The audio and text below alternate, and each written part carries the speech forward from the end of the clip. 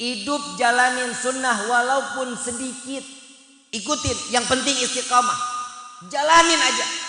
Pakai sendal kaki. Pakai sendal kaki kanan. Buka sendal kaki kiri. Bisa nggak begitu? Bib, ini gimana Bib kalau seandainya saya mau masuk masjid? Kalau saya mau masuk masjid gimana caranya? Lepas dulu kaki kiri, kirinya injak sendal. Kanannya dibuka, kanannya ngelangkah langsung masuk ke dalam ke masjid. Paham sampai situ? Saya ulangin. Bib, saya mau masuk ke masjid. Lepas sendalnya gimana? Buka kaki kiri, kirinya nginjak sendal. Jangan dimasukin dulu ke dalam masjid ya. Yang kaki kanannya dibuka, kanannya langsung masuk ke dalam masjid. Jadi jangan kiri dibuka, kiri langsung masuk kamar, nggak masuk masjid, nggak boleh. Ya, setelah dibuka injak dulu sendalnya. Kanan dibuka, baru masuk ke Lihat, di dalam satu kehidupan ada nggak ibadahnya kita? Ada nggak caranya? Itu namanya akhlak. Namanya apa? Akhlak. Untuk apa? Untuk kita menghadap Allah harus pakai akhlak. Karena Nabi contohkan, wa innaka la ala khuluqin, manusia yang paling sempurna akhlaknya baginda Nabi Muhammad sallallahu alaihi wasallam. Apa akhlak yang dicontohkan oleh Nabi? Akhlak yang dicontohkan Nabi, ingat salah satunya saat Nabi sallallahu alaihi wasallam tatkala beliau sampai di Rafrafil Ahdar, sudah sampai di Sidratul Muntaha, beliau membuka sendal tanpa diperintah sama Allah. Begitu dengan Sayyidina Nabi Allah Musa alaihi salatu wasallam. Nabi Musa begitu ingin naik ke atas bukit Tursina, diperintah oleh Allah, ya Musa jangan naik, buka dulu sandalmu, karena bukit ini akan menjadi suci, bukit ini akan menjadi mulia karena perjumpaanmu dengan zatku, kata Allah subhanahu wa ta'ala. Disuruh buka, Nabi akhlak, nggak pakai diperintah Nabi buka, tapi disuruh stop sama Allah. Ya Muhammad, jangan kau buka sandalmu, injak-injak langitku ini. Langitku ini minta diinjak-injak oleh sandalmu. Sallu ala nabi. Bismillahirrahmanirrahim.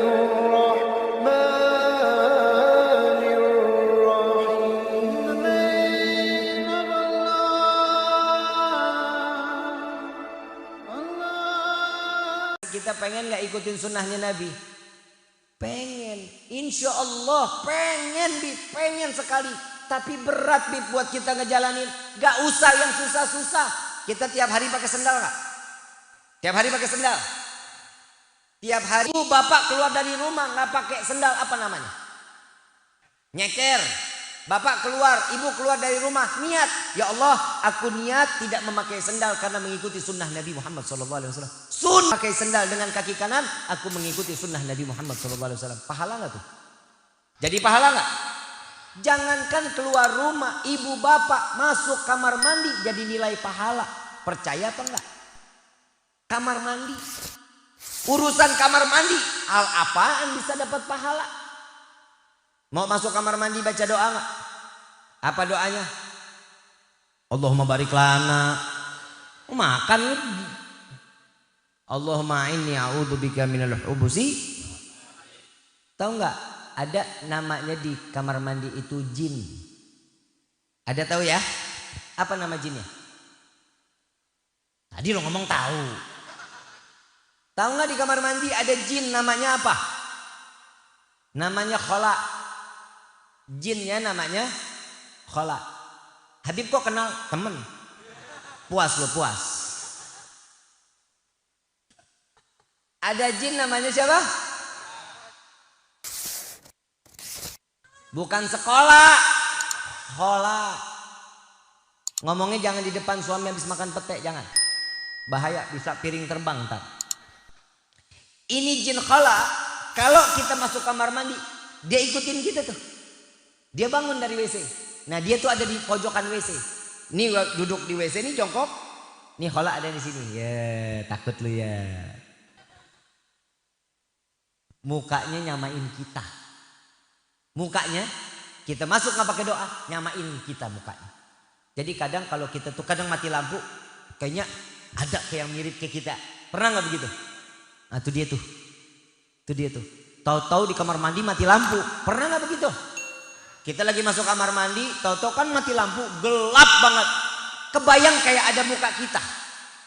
Ada begitu? Nah, itu dia tuh. Gue ulangin lagi nih. Habib mah horor.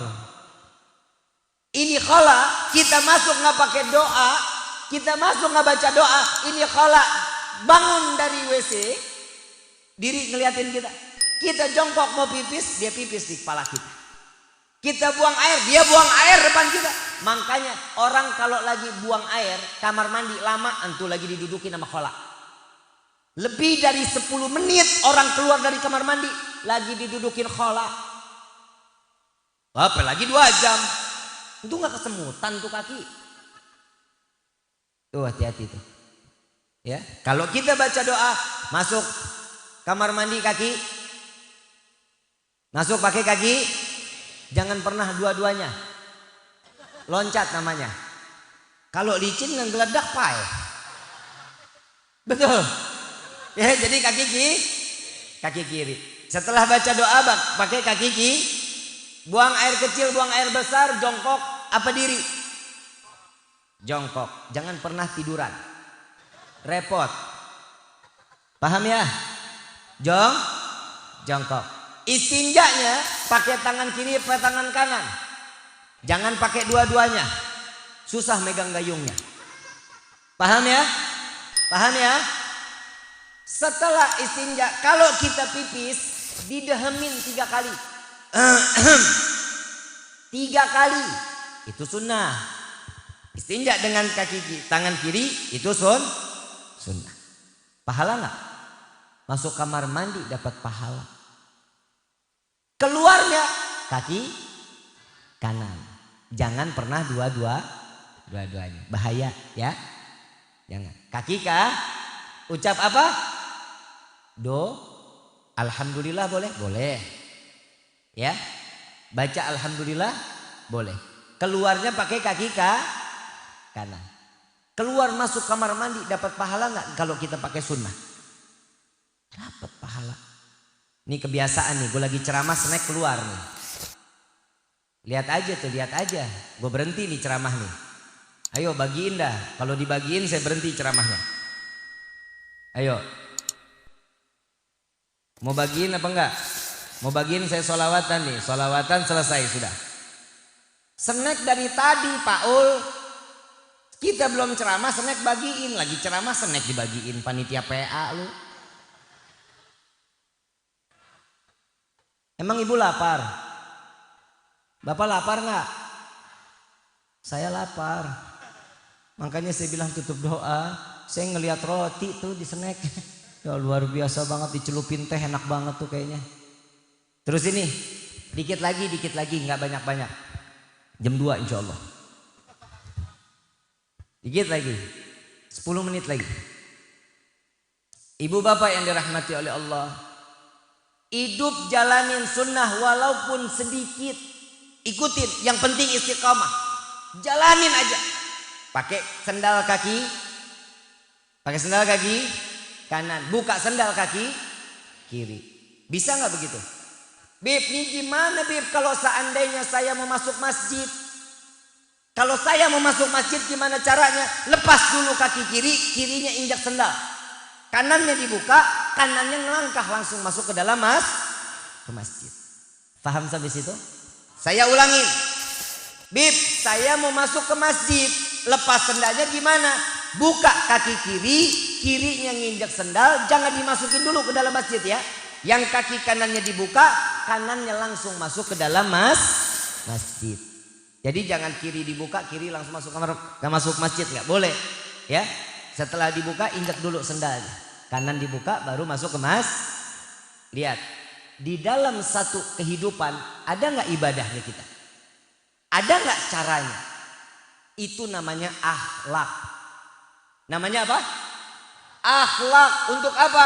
Untuk kita menghadap Allah harus pakai akhlak. Karena Nabi contohkan. Wa innaka la ala khuluqin.